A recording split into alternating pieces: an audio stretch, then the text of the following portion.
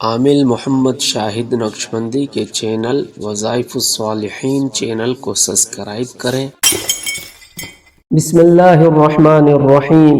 جو مانگا ہم نے در غیر سے وہ ملا ہی نہیں، جو ملا ہے وہ فقط رب کے کرم سے ملا ہے۔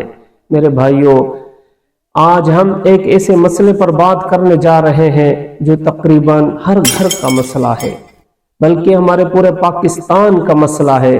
غربت، تنگی اور بے روزگاری، کیا یہ صرف حالات کی وجہ سے ہوتا ہے یا اس کے پیچھے ہماری کچھ کوتاہیاں بھی ہوتی ہیں؟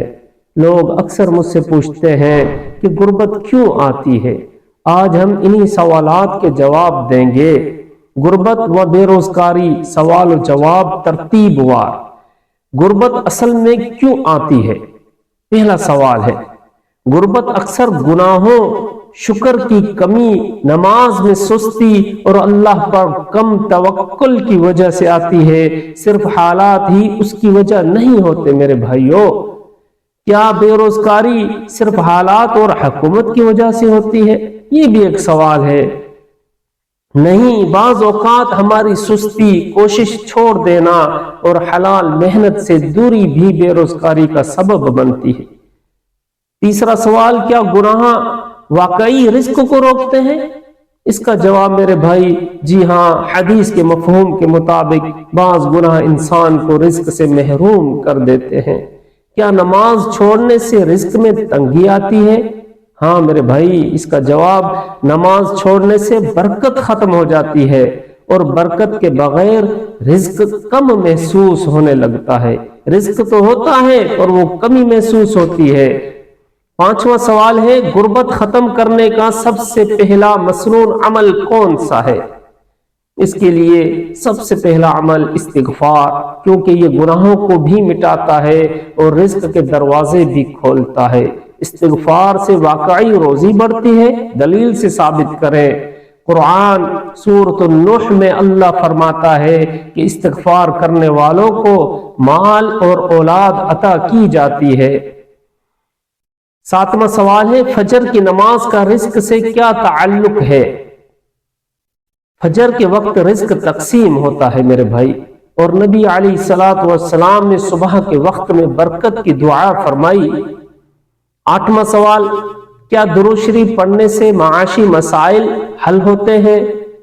درود شریف پریشانیاں کم کرتا ہے اور اللہ کی رحمت کو متوجہ کرتا ہے، جس سے رزق میں آسانی ہوتی ہے۔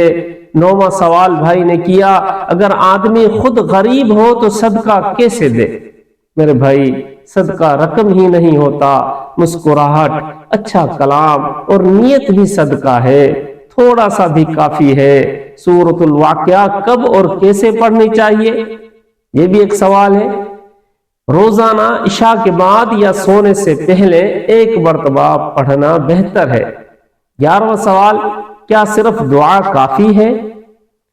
نہیں، دعا کے ساتھ محنت اور حلال کوشش بھی ضروری ہے۔ 12واں سوال ہے، حلال اور حرام رزق کا ہماری زندگی پر کیا اثر پڑتا ہے؟ ہاں میرے بھائی، حرام رزق برکت ختم کر دیتا ہے اور حلال رزق سکون اور وسعت لاتا ہے۔ 13واں سوال، کیا شکر کرنے سے واقعی رزق بڑھتا ہے؟ جی ہاں، قرآن میں اللہ تعالی وعدہ فرماتا ہے کہ شکر کرنے سے نعمتیں بڑھتی ہیں۔ سب کچھ کرنے کے باوجود تنگی رہے تو کیا کریں؟ صبر کریں، اعمال جاری رکھیں، کیونکہ اللہ تعالی آزمائش کے بعد آسانی دیتا ہے۔ 15واں سوال، غربت سے نکلنے کے لیے سب سے اہم نصیحت۔ میرے بھائی، اللہ سے جڑ جائیں، گناہوں سے بچیں، نماز اور استغفار کو مضبوطی سے پکڑیں اور حلال محنت نہ چھوڑیں۔ اختتامی پیغام میرا یہی ہے آپ لوگوں سے، اگر ہم استغفار، نماز، درود، صدقہ اور حلال محنت کو اپنی زندگی کا حصہ بنا لیں تو اللہ کی قسم غربت زیادہ دیر نہیں ٹھہرتی۔ اللہ ہمیں رزق حلال، برکت والا اور بے حساب عطا فرمائے، آمین۔ وآخر دعوانا ان الحمد للہ رب العالمین، والسلام علیکم